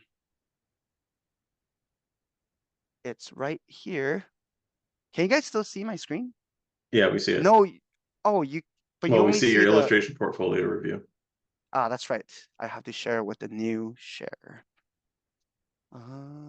Look at you all fancy with your multiple monitors. So for illustration, it's pretty much whatever Carol showed you with a few slight differences. We don't have the links on the bottom. So you just have a submission for portfolio, for artist statement, and for your Titan degree audit. So Titan degree audit, the the way to get it is, I think it was on our document, so you can look at that. And also, just to add to this part, these questions, they have yes, no, or other. If you have another class that you're trying to equate to one of these classes, you can put other and type the reason. Or let's say you're like, oh, I failed that class, but I'm retaking it this semester. I will have it done by the time I get in or whatever. Or anything in that line of reasoning, just put other and type it in here. Okay, cool. And And then we got like a few questions in the chat too. Yeah. Let's see.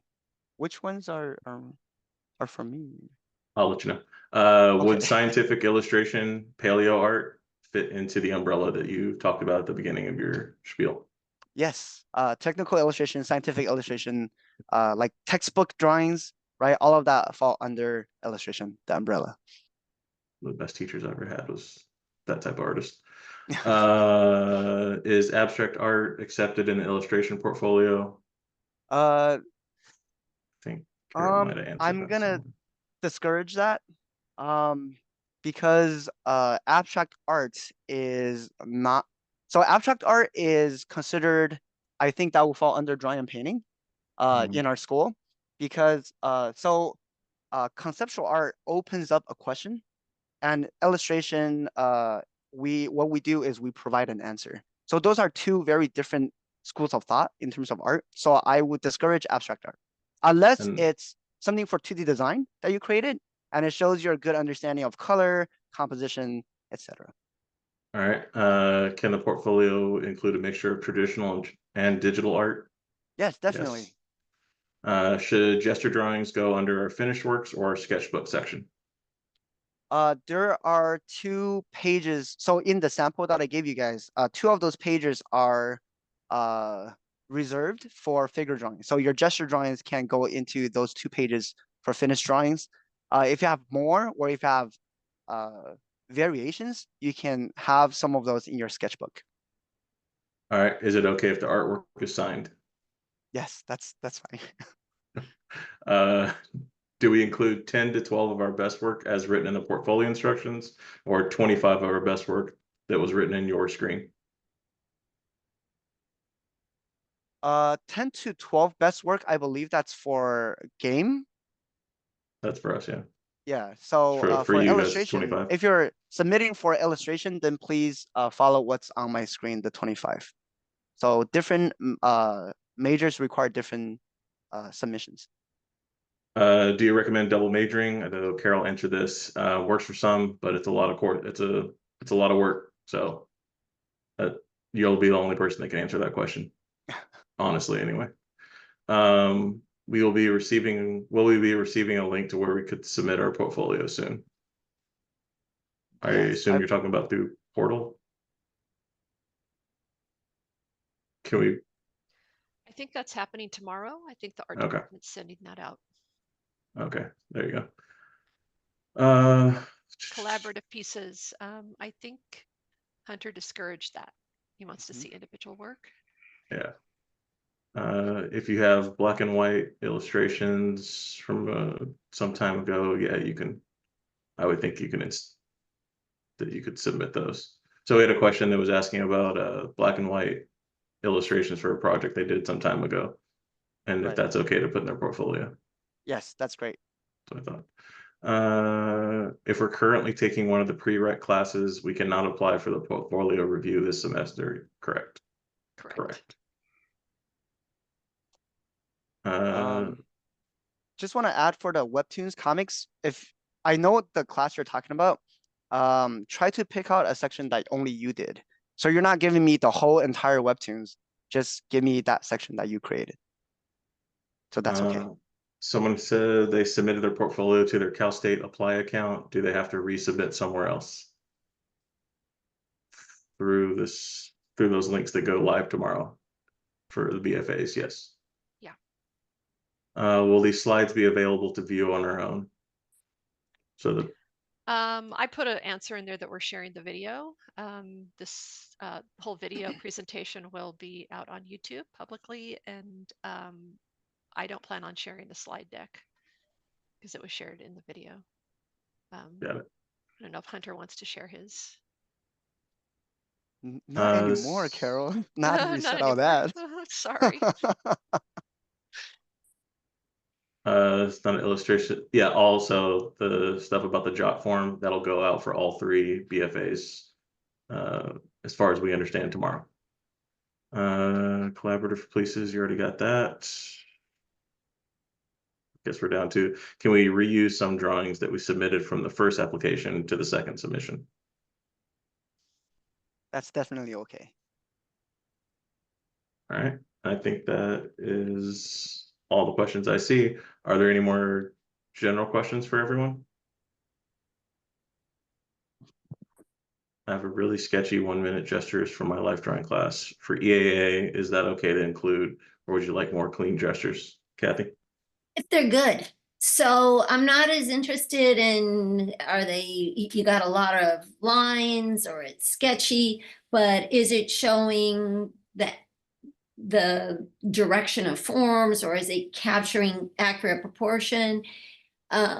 So gesture drawing, not just willy-nilly, like drawing lines all over the place where the head's way over here and the legs are way over there. You know, we want to see that your gesture drawings, whether they're rough or clean, as long as we're seeing as you're doing that, you're studying proportion, direction of forms. I think, like, if you look at Vilpu stuff, I'm just going to hold to the camera. Like, this is a nice drawing on the back of his book. You see that gesture drawing of, the figure is kind of bent over there. It's a really nice gesture drawing. It's not super clean lines. It's, kind of rough and quickly done. And you can see a lot of Glenn Vilpus. I think he's got gesture drawings if you go on Google. He does a lot of gesture drawings. And it's really more about you're studying as you're putting those lines down, whether they're clean, rough. It's more like, what are you putting down? Are you getting the attitude of the pose? Are you getting the proportions right? Is there a twist? Are you showing us that twist there? So, Okay. When will the video be published, and for which YouTube channel? Carol? That will be my YouTube channel, and I'll try to do it tonight. It just depends on how long it takes to render. to So we'll render say, out and then upload. yeah, we'll say So probably tomorrow. sometime later tonight, but And- definitely by tomorrow.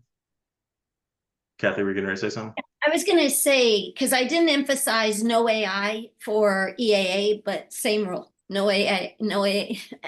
No AI. I got you. No AI for EAA. Yeah, there's a lot of initialism in there. Yeah. Jesse, look like you were clarifying. Yes, you can use the same work to apply for different. So you can use some same stuff in EAA that you would in, say, game or illustration. Just make sure that it's fitting for that program. Like, I wouldn't recommend submitting the same portfolio for all 3, because all 3 of us have different things that we're looking for. Can you still apply to the programs if you're slightly below a 3.0 requirement? No. No. How should we go about doing the portfolio in terms of formatting? I'll share it in the link as well, but Pencil Mileage Club did a really good Zoom meeting last year where the officers in all 3 of the clubs went over how to put your portfolio together. It was a very nuts and bolts type of presentation. This is how you create a PDF. This is how you frame your work together. This is how you group different types of work together and label it, save it, upload it. I could find it right now and share it in the link. And I actually think it's shared on the information portfolio guidelines that were sent out by the art department. I think there is a link on that page. Okay. But if you go to YouTube and you just type PMC portfolio reviews, it should come up. While right. you're looking for that, you can even use like PowerPoint because PowerPoint will give you like the same size slides and just drag your artworks in there and then save it as a PDF. PDF. I had a question that was sent to me that I don't know how to respond. Oh, they sent it to everyone. How soon will we be told that we got in? When will we have the results? We usually need a couple weeks after the deadline just to review everything. Yeah. Yeah, and then often what we're waiting for is the dean is the one who gives us the number of students that we can admit, and they have to kind of calculate the number of students that are graduating. So it's based on a lot of kind of internal information and data that's going on. It's not just who we're picking. Like we would like to admit a lot more students than I think we are allowed to. It just has to do with the number of classes we can run, which is more now since we have more space. So we're hoping we could admit more, but usually it's about 2 weeks after. You know, Go ahead, Kath. I just wanted to throw out real quickly too, if you don't get into a program or your portfolio is rejected from anywhere that you apply or anything you do, that does not mean you're not going to have a great future as an artist. I just want to emphasize that because sometimes students will submit to something or an artist and they might not get into that. It might even be the second time you don't get in. That does not set your future. Sometimes students feel like, oh my God, I'll never be able to do it. That's not what that means. I just want to emphasize that. It just means that at this point in time, there just wasn't space or it wasn't the best fit, or I just want to emphasize that no matter what, if you're an artist, you keep at it, you guys. Agreed. Will there be an email sent out for portfolio? Those should go out tomorrow. Carol just answered that. Perspective finished work, that looks like it's answered. Are thumbnail sketches for different illustrations encouraged for illustration and game portfolios? Thumbnail sketches for different illustrations.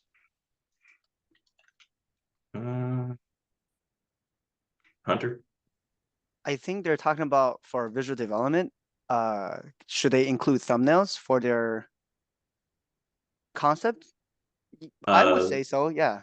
I put in your sketchbook section for me.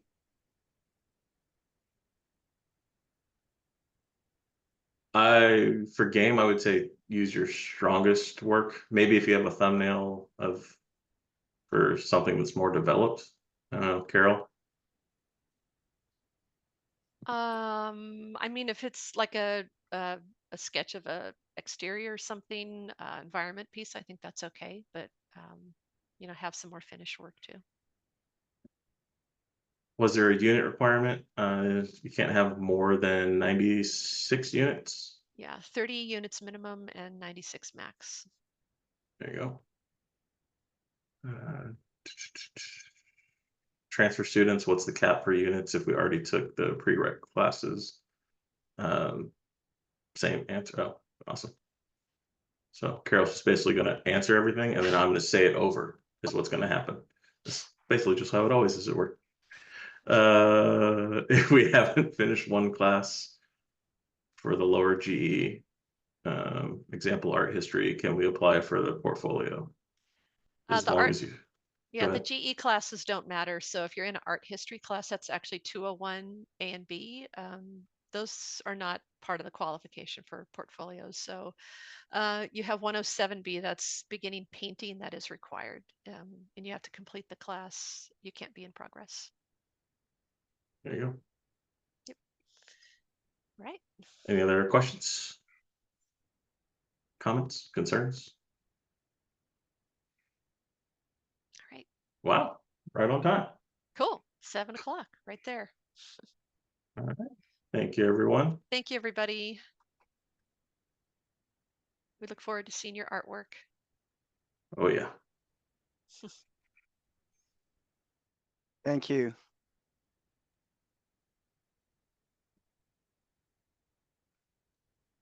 Carol, Kathy, Hunter, you guys want to stay on Sure. for a second? Sure.